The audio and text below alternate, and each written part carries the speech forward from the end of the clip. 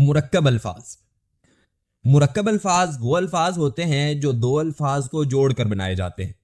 बाज़ औक़ात इन मुरक्कब अल्फाज का मतलब दोनों अज्जा के मफ़हूम को देखकर आसानी से समझा जा सकता है, जैसे किताब खाना, बागबान या खुशनसीब वगैरह।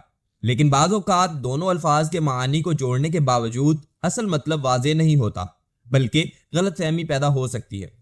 ऐसे अल्फाज का मतलब इनकी ज़ाहिरी सूरत से वाज़ेह नहीं होता, जैसे नूर चश्म और खुशदामन।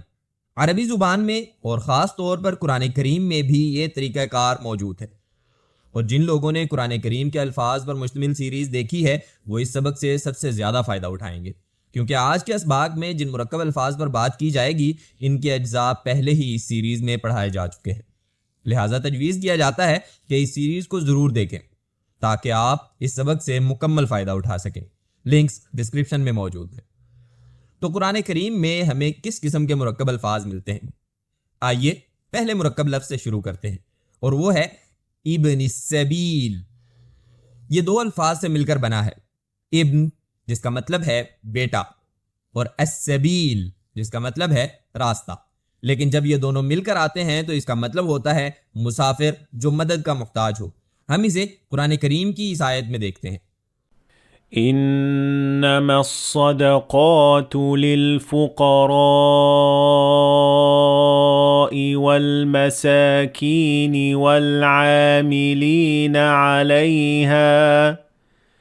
والعاملين عليها والمؤلفة قلوبهم وفي الرقاب والغارمين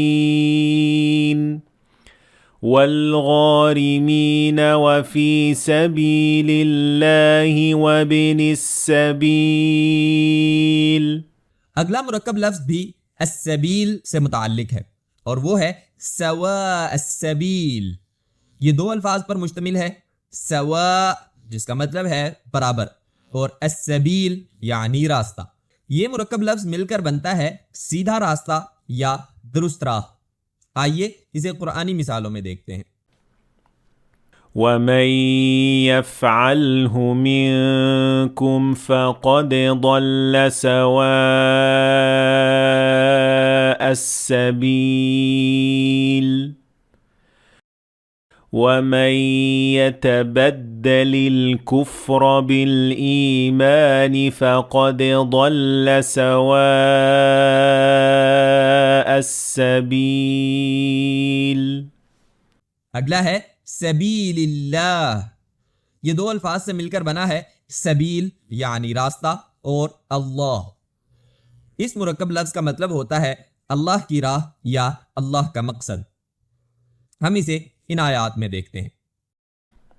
وقاتلوا في سبيل الله الذين يقاتلونكم ولا تعتدوا إن الذين كفروا وصدوا عن سبيل الله قد ضلوا ضلالا بعيدا। अगला मुरक्कब लफ्ज है अस्हाबल जन्नह। ये दो अल्फाज पर मुश्तमिल है। अस्हाब यानी साथी या दोस्त, और अल जन्नह यानी जन्नत। मुरक्कब तौर पर इसका मतलब है जन्नत के बासी, जन्नत वाले। हम इसे इन मिसालों में देखते हैं। إن أصحاب الجنة اليوم في شغل فاكهون ونادوا أصحاب الجنة أن سلام عليكم لم يدخلوها وهم يطمعون।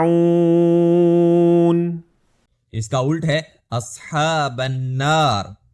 ये भी इन्हीं दो अज्जा पर मुश्तमिल है। अस्हाब यानी साथी या दोस्त, और अन्नार यानी आग।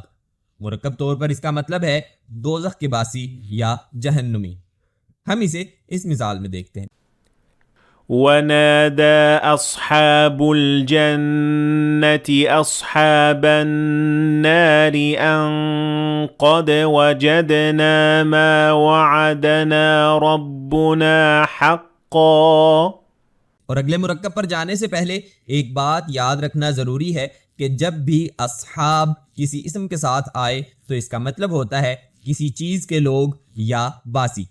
मिसाल के तौर पर कुरान करीम में हमें दर्ज दैल तराकीब भी मिलती हैं, जैसे अस्हाब अल कहफ गार वाले लोग, अस्हाब अल क़रिया बस्ती के लोग, अस्हाब अल अअराफ अअराफ वाले लोग, और भी बहुत सी ऐसी मिसालें कुरान करीम में मौजूद हैं। अगला मुरक्कब है रूहुल कुदस। ये दो अज्जा पर मुश्तमिल है, रूह यानी रूह और अल कुदस यानी पाकीज़ा या मुक़द्दस। ये मुरक्कब जिब्रील अलैहिस्सलाम की तरफ इशारा करता है, और अगर लुग़वी तर्जुमा करें तो इसका मतलब होगा पाकीज़ा रूह। हम इसे इस आयत में देखते हैं। وآتينا عيسى ابن مريم البينات وأيدناه بروح القدس. अगला मुरक्कब है अल मस्जिदिल हराम। ये दो अल्फाज से बना है, अल मस्जिद यानी मस्जिद और अल हराम यानी ममनू या हुर्मत वाला। ये मुरक्कब काबा या हरम की तरफ इशारा करता है, और हम इसे कुरान करीम की इस आयत में देखते हैं। سبحان الذي أسرى بعبده ليلا من المسجد الحرام إلى المسجد الأقصى. एक और मुरक्कब लफ्ज है अल बैत अल हराम। ये बना है अल बैत यानी घर और अल हराम यानी हुर्मत वाला। ये मुरक्कब भी काबा या हरम की तरफ इशारा करता है। हम इसे कुरान करीम की इस आयत में देख सकते हैं। جعل الله الكعبة البيت الحرام قياما للناस. और अगर आप सोचते हैं कि ये नाम अजीब है कि काबा को अल बैत अल हराम कहा गया है, तो इसकी वजह यह है कि क़यामत तक इस शहर में लड़ाई और किसी जानदार की जान लेना हराम है। अगला मुरक्कब लफ्ज है वजह अल्लाह। इसके अज्जा हैं वजह यानी चेहरा और अल्लाह। मुरक्कब तौर पर इसका मतलब है अल्लाह की रज़ा या अल्लाह के लिए। हम इसे इस मफ़हूम में इन मिसालों में देखते हैं।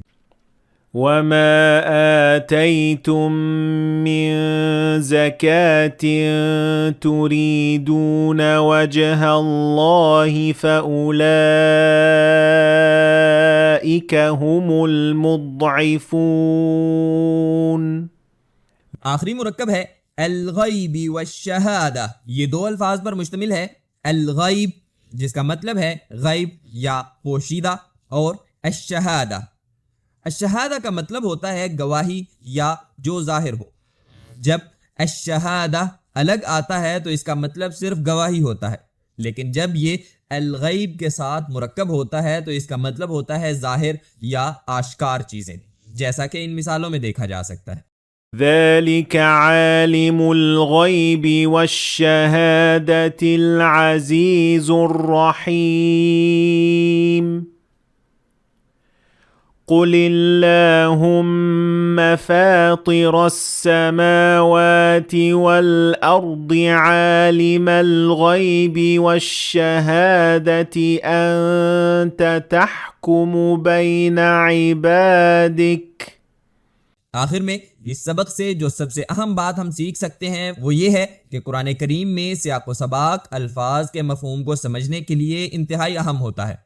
लिहाजा अगर किसी आयत का तर्जुमा आपको दुरुस्त मालूम ना हो तो ये देखना ज़रूरी है कि कहीं वो लफ्ज़ मुरक्कब तो नहीं जिसका मफ़हूम अलग हो, या फिर उस लफ्ज़ के एक से ज़्यादा मानी हो। जैसा कि आप उम्मीद कर सकते हैं, इस सबक की PDF फाइल आपको डिस्क्रिप्शन में मिल जाएगी। देखने का शुक्रिया।